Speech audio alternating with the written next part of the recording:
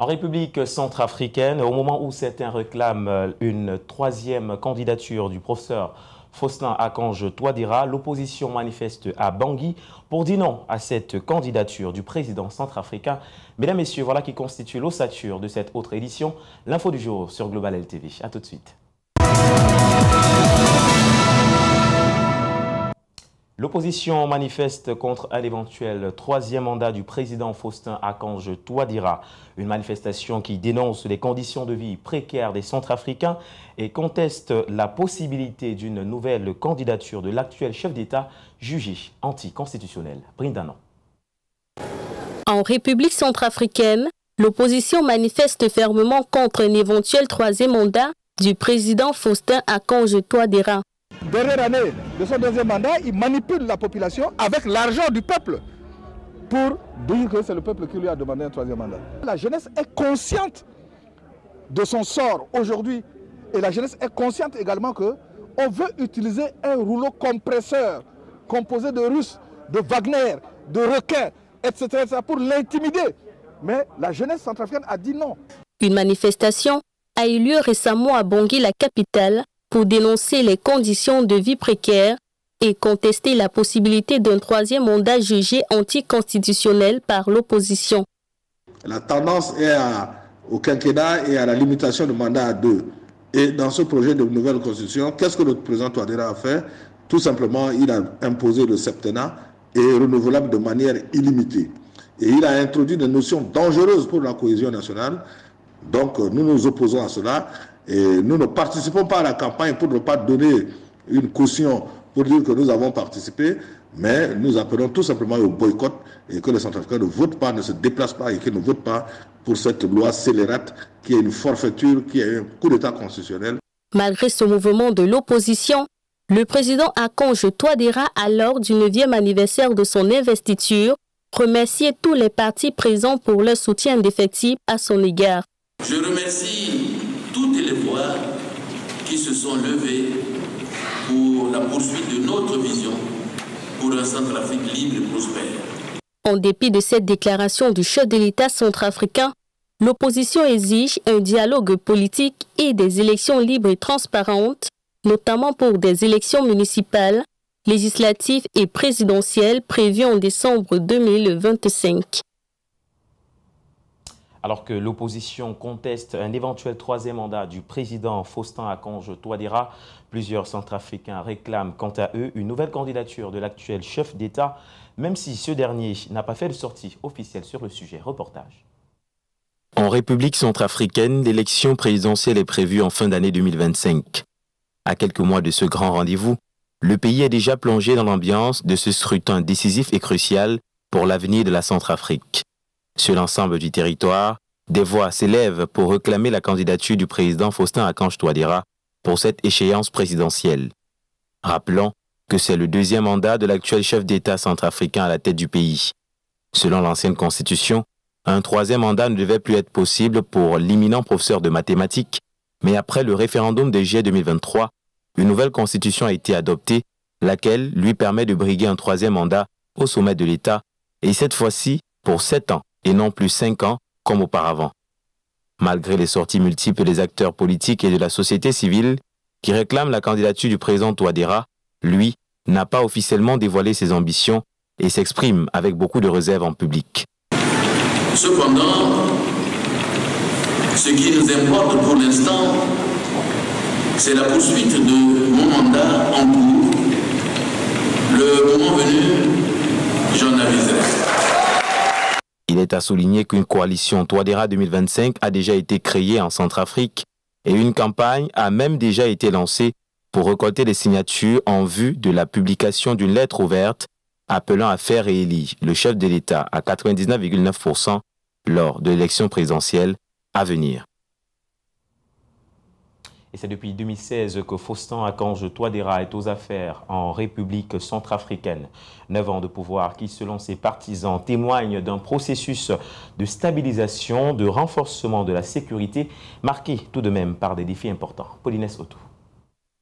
Au pouvoir depuis 2016, le professeur Faustin Archange Touadéra s'est donné pour priorité de restaurer l'autorité de l'État sur un territoire longtemps miné par les groupes armés.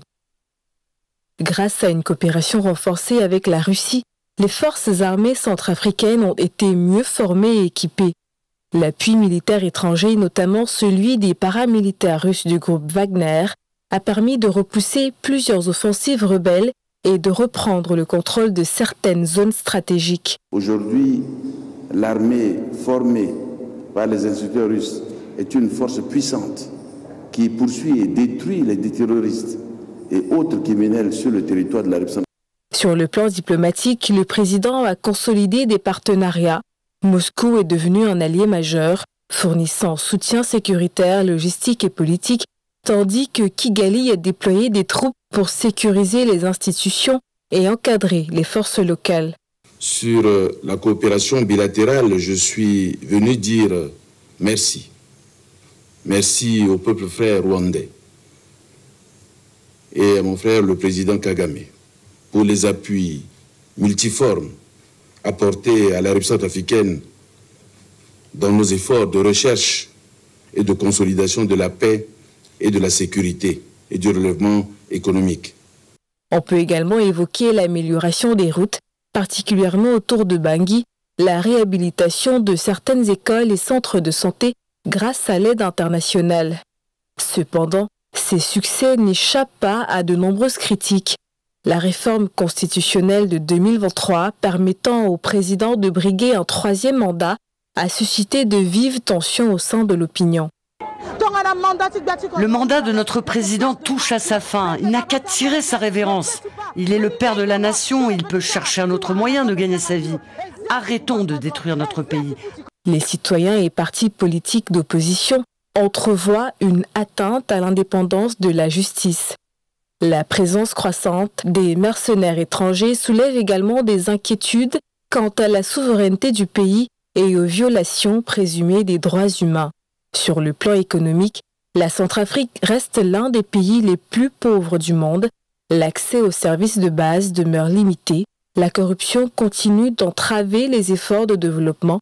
L'économie, largement informelle, peine à se relever d'années de conflits et de mauvaise gouvernance.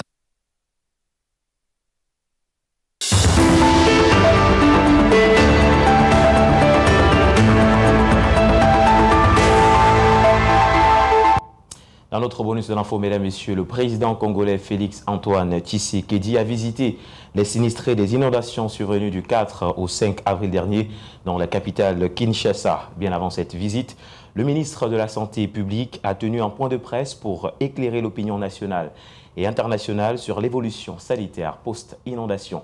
Notre correspondant Yves Mayel est sur place pour les détails. Ce lundi 7 avril, devant la presse nationale et internationale, le ministre de la Santé publique, Hygiène et Prévoyance sociale, le docteur Roger Kamba, a fait le point de la situation sanitaire post-inondation de suite aux fortes pluies qui se sont abattues dans la ville de Kinshasa et dans la province du Congo central. Les pluies diluviennes qui sont abattues dans le Congo central ont finalement déferlé de manière spectaculaire sur la rivière Ndjili et Lukaya qui ont cédé et malheureusement il y a eu beaucoup de dégâts. Il y a plus de 5000 familles qui ont été impactées. Il y a 30 morts, 30 décès au niveau de la ville province de Kinshasa. Nous avons une vingtaine de mamans, enfin de blessés qui sont hospitalisés et nous avons, comme d'habitude, dans ces périodes-là, on a toujours de bonnes choses. On a 2 mamans qui sont enceintes et une qui a accouché, la maman et le bébé vont très bien. Plus de 30 morts enregistrés et 5000 sinistrés. Le ministre de la Santé publique confirme la prise en charge de l'enterrement de morts et la mise en place des sites d'hébergement des sinistrés qui sont équipés par des équipements médicaux. Déjà, nous avions ouvert un premier site à l'école Lumumba au niveau de la 16e rue. Et au niveau de ce site-là, nous avions déjà ouvert un poste médical avancé. Nous avions amené déjà les kits de prise en charge médicale avec aussi bien pour les soins généraux que pour les traumas. nous en avons amené pour l'équivalent de 2000 personnes. Nous avons à ce niveau-là disponibilisé des citernes d'eau, parce que la première chose qu'on a remarqué hier quand on était sur terrain, c'est vraiment le manque d'eau. Donc nous avions disponibilisé 2 grosses citernes d'eau au niveau de ce site-là, et nous avons amené de quoi nourrir des personnes qui sont prises en charge. Je m'excuse, j'ai dit 2000 pour l'équipe médicale, donc c'est pour 10 000 personnes. Nous avons prévu pour 10 000 personnes la prise en charge médicale. La prise en charge alimentaire et d'eau, c'était pour 2000 personnes. Ce même lundi 7 avril, le président de la République Félix Antoine Tshisekedi Tshilombo et son épouse, la première dame Denise Nyakero Tshisekedi, ainsi que quelques membres du gouvernement, tous autour du chef de l'État mobilisés pour cette cause, ont fait le déplacement dans les sites de 20 mai, question de réconforter plus d'1,7 million de mères et enfants sinistrés. Dans sa valise, le couple présidentiel avait apporté de quoi à ravitailler ses familles. Entre-temps, la route qui mène vers l'aéroport international d'Ndjili est de nouveau opérationnelle. Malheureusement, jusque-là, la quasi-totalité de la capitale est privée d'eau potable. Mesdames, Messieurs, nous clôturons ce journal avec ce message porté du gouverneur de la région du littoral à Douala au Cameroun qui invite tous les chefs d'entreprise à une réunion qu'il présidera demain jeudi 10h dans la salle polyvalente de ses services. C'est dans le cadre des préparatifs de la 139e édition de la fête internationale du travail. Mesdames, Messieurs, c'est la fin de cette édition L'Info du jour. Merci de l'avoir suivi. Restez sur Global LTV, les programmes se bousculent. Bye bye.